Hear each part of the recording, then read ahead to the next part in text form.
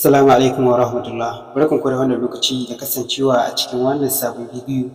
Kamar yadda kuka sani a kowane lokaci idan dama ta zo da ake samun kuɗi da ita, muna gabatar muku da ita a wannan gida. So a wannan bidiyon ma mun sake zo muku da ita wannan hanya wadda za ta baka damar samun kuɗi a online. Wannan sabon site ne ɗan uwa. A wannan bidiyo zan nuna ma yadda za ka rijista da yadda za ka samu kuɗi da shi har ma ka cire abin da ka samu kai withdrawal confirm.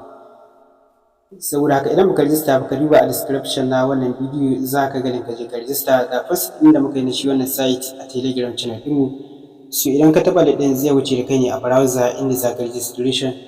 So bayan ka taɓa shi zai nuna ma wannan feji, a nan za ka zo ka sanya number wayarka, a nan ƙasa ka sanya password, a nan ƙasa ka maimaita password. Bayan ka sanya bayananka sai ka taɓa wajen rijista gashi. Kana taɓa rijista zai buɗe ma wannan feji, wato ka riga da ka kammala rijista kenan. So bayan ya buɗe ma wannan feji kamar da kuke gani account balance, inda wajen account balance ɗina ina da wannan coins guda 2,884 wanda minimum withdrawal ɗin shi guda 1,200 wato guda 1,000 ne saboda suna ɗaukar charges ɗin 200. Kaga ba za ka yi withdrawal ba sai ya kai 1,200. So idan kuka duba ni na haura ma abin da ya kai minimum withdrawal na wuce. So yadda za ka yi ka tara wannan coins shi ne za ka zo nan ɓangaren tax ɗin nan shi za ka taɓa. Idan ka taɓa shi zai nuna ma wannan feji, anan sai ka zo wajen start tax ɗin nan shi za ka taɓa. Kana taɓa shi zai nuna ma wannan feji sai ka jawo ƙasa kamar haka. So anan za ka zo ka sanya number wayarka wadda kake WhatsApp da ita. Connecting ake yi da WhatsApp ana samun kuɗi da shi. Bayan ka saka number wayarka sai ka taɓa wajen get verification ɗin nan, za su turo ma da OTP wanda za ka gan shi anan ka kufa ka je a cikin WhatsApp ɗinka ka yi connecting ake yi da WhatsApp ana samun kuɗi da shi. Matuƙar za ka rijista ka yi connecting da WhatsApp ɗinka ɗan uwa za ka rinƙa samun kuɗi da shi. A kowace safiya za ka riƙa yin withdrawal na a cikin wannan website ɗin. So bayan ka yi connecting da WhatsApp ɗinka sai ka dawo baya. Sai hanya ta biyu da ake samun kuɗi da shi shine ɓangaren promo ɗin, wato ɓangaren inviting. Idan har za ka iya inviting ɗan uwa za ka ƙaruwa da samun kuɗi a cikin wannan site. A nan za ka zo ka ɗauki link naka kamar da kuke gani, a nan za ka ga link ɗinka inda kuke ganin nawa ɗin. So a nan ma kai ma za ka ga naka. Idan ka ɗauke shi ka yi share ɗin shi, idan ka samu inviting wanda ya rijista da ɗinka ya connecting za ka rinka samun rawar. Wato waɗannan hanyoyin guda biyu da su ake bi ana tara wannan coins.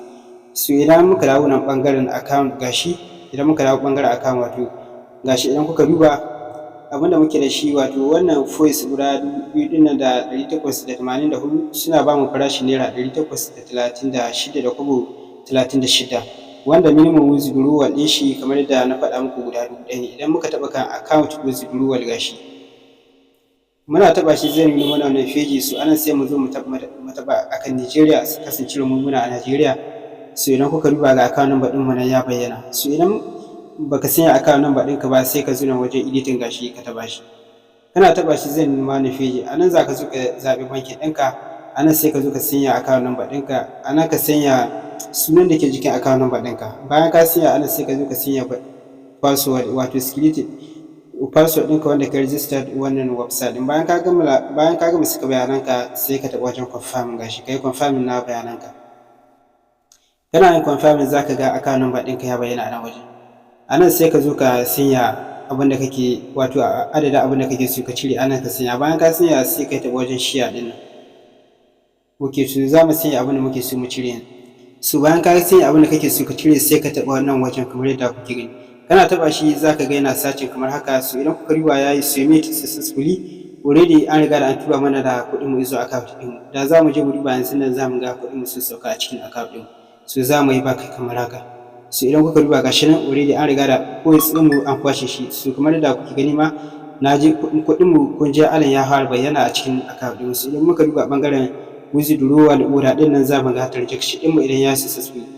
So idan kuka riba gashi nan ya yi successfully confirm an riga da an tura mana kuɗin. Withdrawal biyu ina yi a cikin wannan website. Jiya ne withdrawal kuma yau kamar da kuke gani gashi nan na withdrawal. Jiya guda 1,110 ne na cire a cikin wannan website. So idan kuka riba yau na ma lonka ga abin da na cire jiya. So kun ga wannan website yana yi a kowace safiya za ka iya yin withdrawal a ciki. Bari mu je mu riba a cikin account ɗin mu kuɗin mu idan sun bayyana. Okay, so kuɗin mu sun sauka kamar yadda kuke gani ga screenshot na sauka kuɗin mu yanzu nan suka sauka a cikin account ɗin mu.